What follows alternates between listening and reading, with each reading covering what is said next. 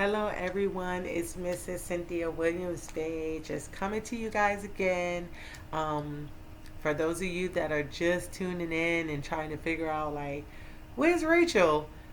Uh, I'm Cynthia Williams-Bey, and I am taking over Rachel's social media all day today, all day tomorrow. Okay, so if you have not been following, we are actually a part of this great initiative called RVA Mic Share.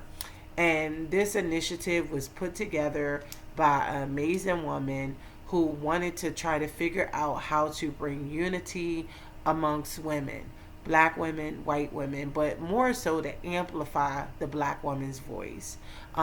Because we're not afforded a lot of opportunities a lot of the times. As you guys can see, not many people share the stage with us. We're not invited to a lot of things. We kind of are like the underdogs, right? So this is a platform really to amplify our voices so that way we can get our messages across and just share our lives with you, our experiences with you guys, in hopes that it will give you guys some clarity in regards to some of what's happening in our nation and just better equip you guys to lock arms with us and actually be allies, right? So, again, I'm Cynthia Williams-Bey, and for those of you that don't know me, I'm actually an author, a speaker, and I am the CEO and founder of Heaven Sent Childcare. It's a childcare facility here in Richmond, Virginia. We've been serving in Richmond and surrounding counties for the past 15 years. My center stays open to 12 midnight.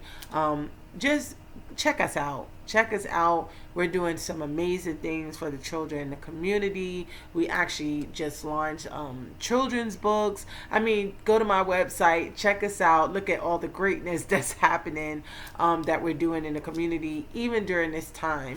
That's www.heavensentchildcare.org. But please just go support and just visit us, right? But so, talking about equipping, that brings me to my next tip. Now, just to be very clear, and I want to be very clear, we as black individuals, as black women, as a black entrepreneur and business owner, we're not looking for handouts. We're not looking for a situation where organizations are just throwing money at us just because we're black, right? We like to earn, you know, our rewards. You get what I'm saying? Like, we take pride in what we do. We take pride in what we produce. Like, especially as black women, like, when we get our minds set on something, we're going after it. And if it has anything to do with our children, our family, oh, we bullseye, dead going after it, right? We don't want handouts. That's not what we want. We want to be supported. We want to be celebrated. We want to be included. But we don't just want handouts. We don't want to be like your affirmative action, where we just get invited because we're black and not really getting celebrated because of the actual work we're doing. Because there's so many of us that have worked so hard. So hard. We put blood, sweat, and tears. Like, if you guys could only imagine the blood, sweat, and tears that I put in for my businesses. I started in a 1-bedroom apartment. I didn't have any support. I didn't have any capital. I didn't have any bank loans or anything. Like, I literally had to build from ground up. And I just want to be appreciated for what it is that I bring to that industry, for the hard work, right? Nobody's perfect.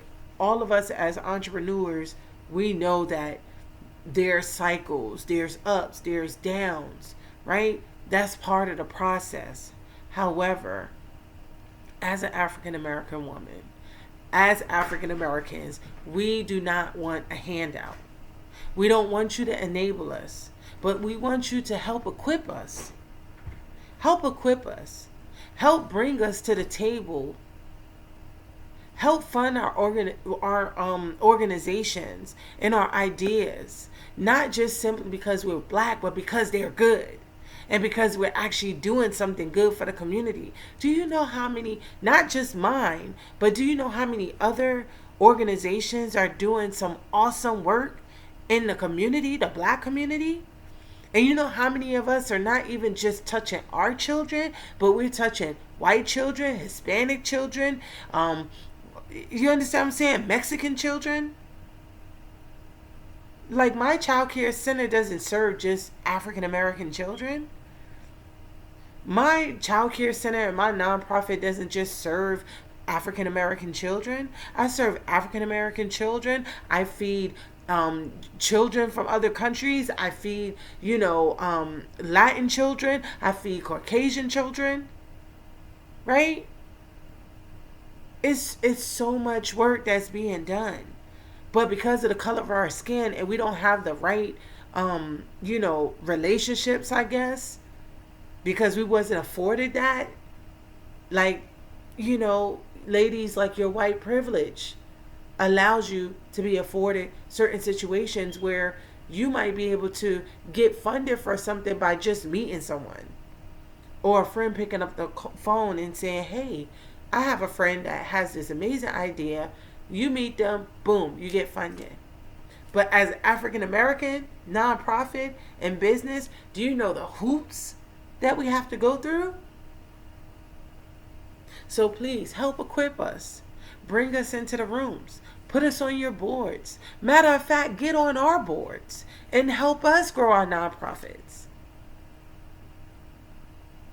Don't keep sending us to the same organizations that are funded by Caucasian men and women, where they get all the funding. Just one big organization that's getting all the funding, and then we're having to go through them. You get what I'm saying? Like, equip us. Let us get the resources. Let us get the assistance. We're already doing the work. We're the ones that the people are seeing in the community. We're the ones that you guys are using. Give our organizations the money. Give us the resources. Give us the support so that we can continue to do the work. And stop expecting us to do it for free. Why is it that every nonprofit that I've been seeing, the majority of them that I've been seeing in the community, they've been doing it out of their pocket because they're having a hard time getting funded. So they're taking their funds and their money that's supposed to be for their family to support the other African American children in our communities. I've done it. But then you have these bigger organizations that are run by Caucasians where, you understand what I'm saying? Like, they're not doing it for free. They have $9-10 million budgets. So share the resources. Help equip us. Give us the tools. Stop taking the tools from us. It's like as soon as we start to get the building and things like that, then, ooh, here you go. Give me that hammer back. Ooh, give me that nail back. Oh, give me that brick back. Like, stop taking the things away from us that are necessary to build sustainable businesses and organizations. Stop crippling us because of the color of our skin. Share the resources. Be supportive of us. And help us, because, again, there's some amazing work that's getting done. But again, it's not getting seen because we're not getting the support that's needed. And we're having to work 5 and 10 times harder to even get a donation. So that is my tip.